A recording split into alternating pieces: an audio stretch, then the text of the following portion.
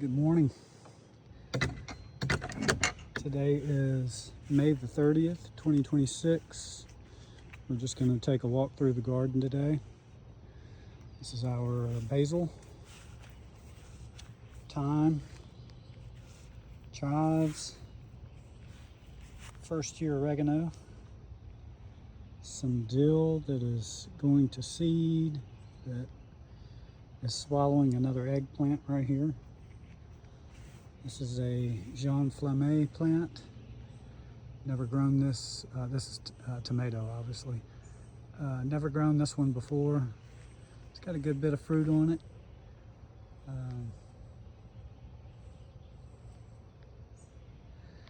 Anyway, this is our okra bed. We have red burgundy okra, and we've had about 2 weeks of rain. The soil is pretty moist under there, and this is probably the most light deficient area of the garden. It gets plenty of midday sun and some afternoon sun, but anyway, the plants kind of flopped over, and if you'll look, I had to get some small bamboo and stake them up. Hopefully, as the roots establish, we won't deal with them flopping over anymore. These are Louisiana evergreen shallots that are yellowing and starting to flop over, so we'll be harvesting those pretty soon. Use potting soil compost. This is our first tomato bed. This tall plant is RuBee Dawn. It's been the most prolific producer. We have picked about 3 of these. They're not fully ripened. We're ripening them on the counter. There's probably 35 fruit on this plant. It just makes a lot of tomatoes. I can't vouch for the flavor yet. I'll let you know after we eat those. I can vouch for the flavor of these two. This is Buffalo Soldier.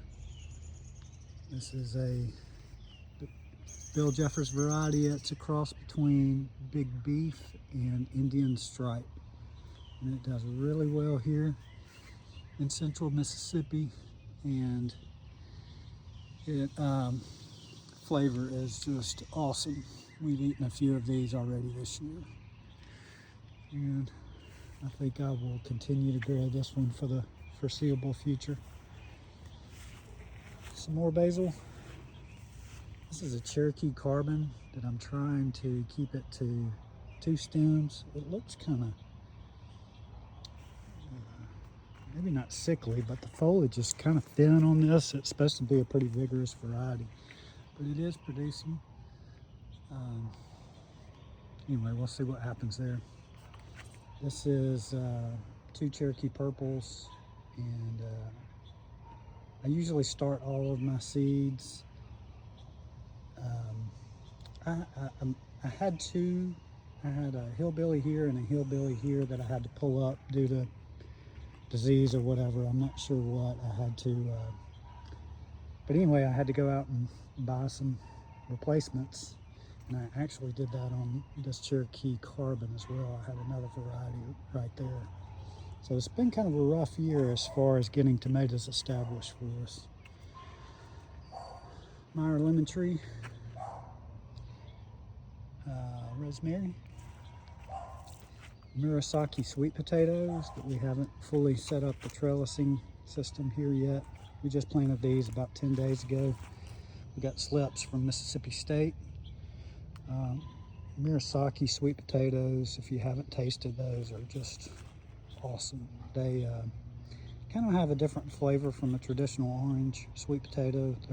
They're probably less sweet with kind of a vanilla nutty flavor. It's really good. Different, but good. So these will probably take at least 100 days. Some more basil. I don't know why I have so much. This is another Bill Jeffers variety that we are Florida weaving. This is MoCross Carneal. I'm gonna kind of bend down a little bit to kind of show you how much fruit we have on here. This is a semi-determinate, and looking forward to this one. Have not tasted it. We're about 60 days from transplant today, so these will start ripening pretty soon, I would think. This is a Kayala pepper, never grown it before.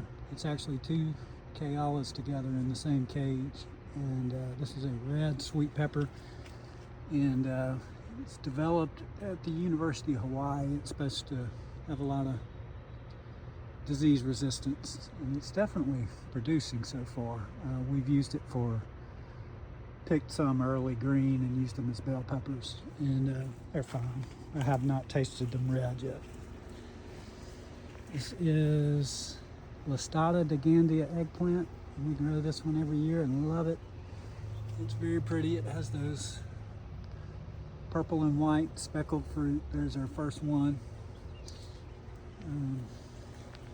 Just have 2 eggplants, and that's plenty for our family. These are 2 black sea man tomatoes. And the difference between these 2 plants is pretty stark. They've kind of struggled with all the rain we've had. The fruit have kind of spoiled and split, but they produce pretty well. I still have not tasted these. I've got one ripening on the counter that I'll taste pretty soon. A lot of people seem to like them. We'll see. But that's it. Oh no, I got my melons over here. This is Yellow Doll watermelon, yellow fruited watermelon. We've grown this before. Fruits are about 10 pounds. These bees, if you get out here about 10 a.m., they are just swarming. All these.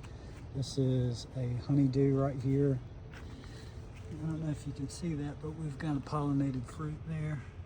This is called Delectable Honeydew. That's the variety. It's an F1 hybrid.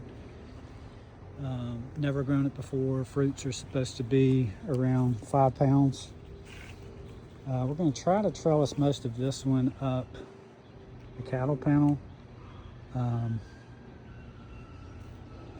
have seen people online trellis honeydew. We will not trellis the watermelon. We'll just let that sprawl over here. It's those fruits are about 10 pounds, so it would be kind of foolish to try to trellis those. We've got 2 cantaloupes on this side that's going up the ladder mesh trellis. And this, we grew this last year, and it's an awesome variety. It is it's still under development. It is a cross between Trifecta and a Disto 47.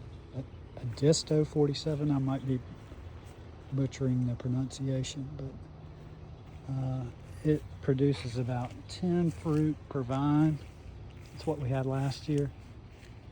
They're about 2.5 pounds, orange flesh, really good.